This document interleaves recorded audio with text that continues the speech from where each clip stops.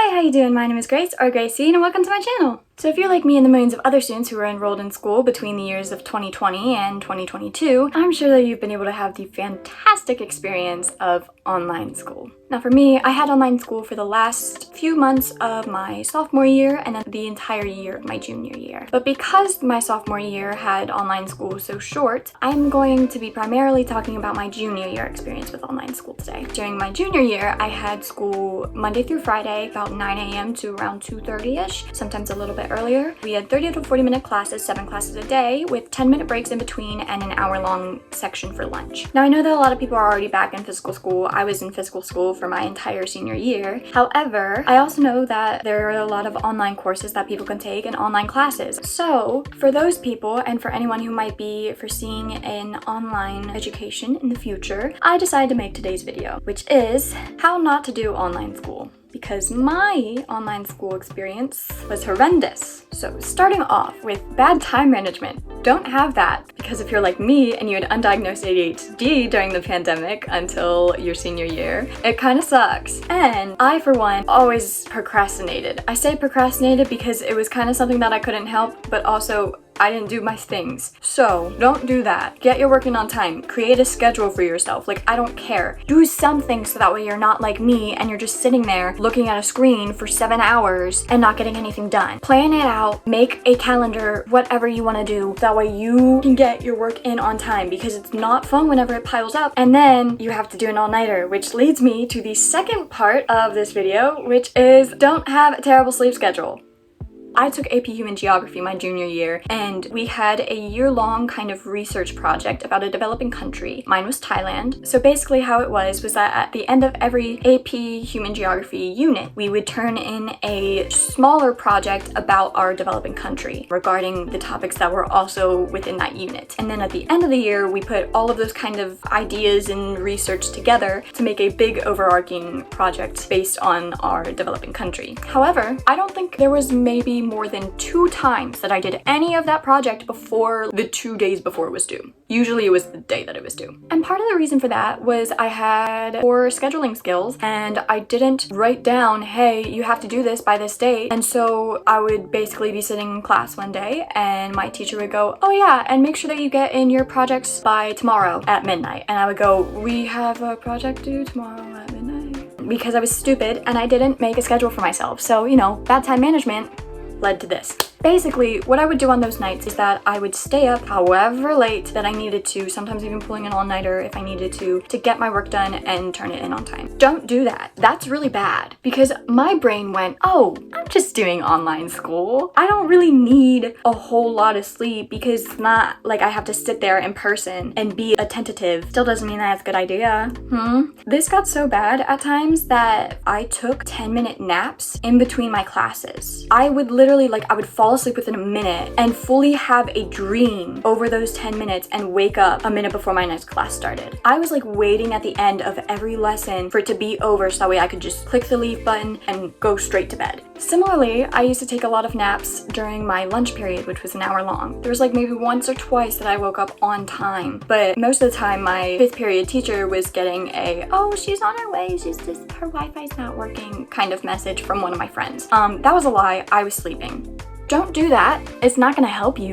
Taking an hour-long nap is not helpful for you. Sleep as much as you can during the actual night so that way you don't have to sleep during class. Come on. Now that should have been obvious to me. It wasn't. So my next tip for you is pay attention. You know, this sounds like an obvious one, but if you're like me and sitting in your room with a laptop that is speaking at you because you're on class, but you don't have your camera on, so it's literally just noise, it doesn't really fill all of your hyperactive needs. So what I did, bad child, I never paid attention in a lot of classes. I never paid attention as much as I needed to, and in some classes I fully just winged it. For example, I was in pre-cal at the time, and the way that she did her class was that we would get online and a lot of the times we would be going over notes together. She would pull up the PDF of the notes and then be writing on it, and then we would write on our PDF of the notes. And I never paid attention to that. Math works in my brain pretty well, so a lot of the times in math classes they go too slow for my brain, and then my brain is So what I'm saying is that I never was really paying attention like I should have. However, this teacher randomly called on people.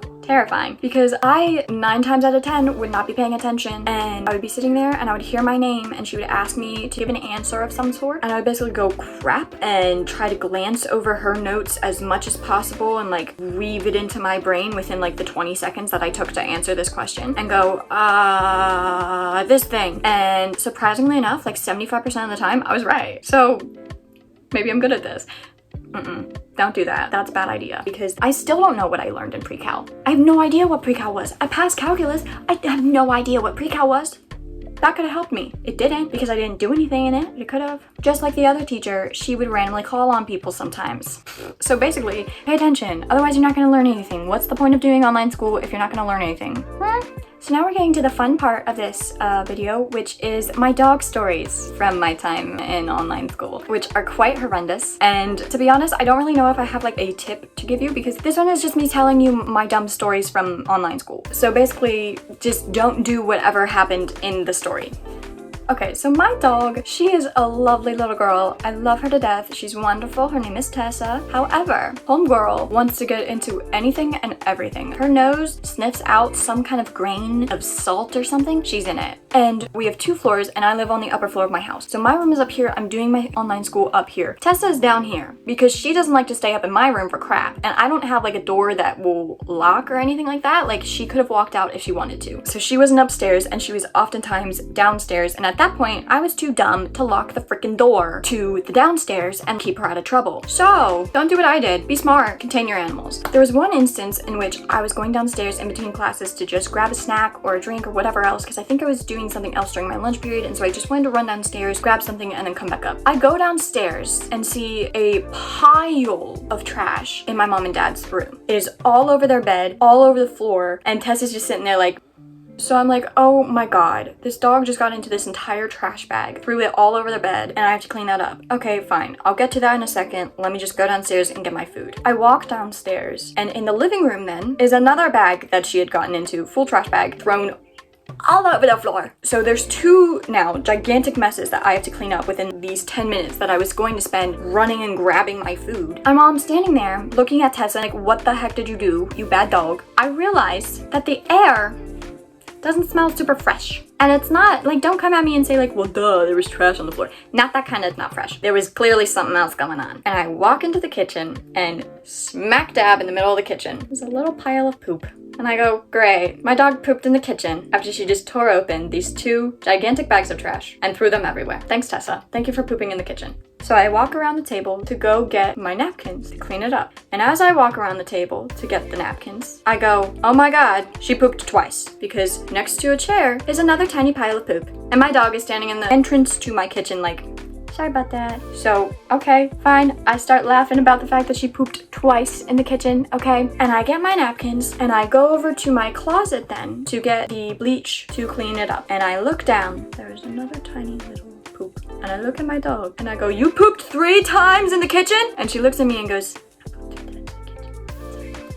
So she sitting there like, sorry, for about 20 minutes while I cleaned up 3 piles of poop and 2 gigantic messes that she tore open. And I promptly texted one of my friends and said, hey, I'm gonna be a little bit. Can you tell my teacher that I'm going to be late because my dog pooped in my kitchen 3 times? It was an interesting day, to say the least. Similarly, there was a day in which this dog had gotten into the stuff outside my door. I had some old lipsticks and stuff like that that I was going to throw away. Homegirl got into those for some reason because she thought that it was going to be so yummy to eat them. She came upstairs, and I noticed that her paw was reddish. And I was like, oh my gosh, what happened, baby? Like, what's wrong? What's up with your paw? Like, are you hurt? And I go downstairs, and I promptly realize, no, the dog is not hurt. She has eaten lipstick all over my parents' bed. And there are several patches of stains that are just bright pink. And I go, oh my god, not again.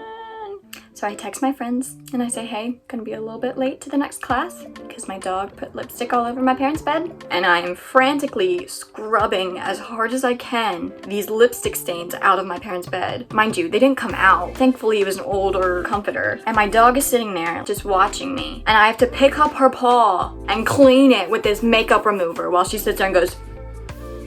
So maybe the lesson for today is get your ish together as far as online school and don't have a dog. Because my cats didn't do crap while I was on online school, okay? Those babies were nice.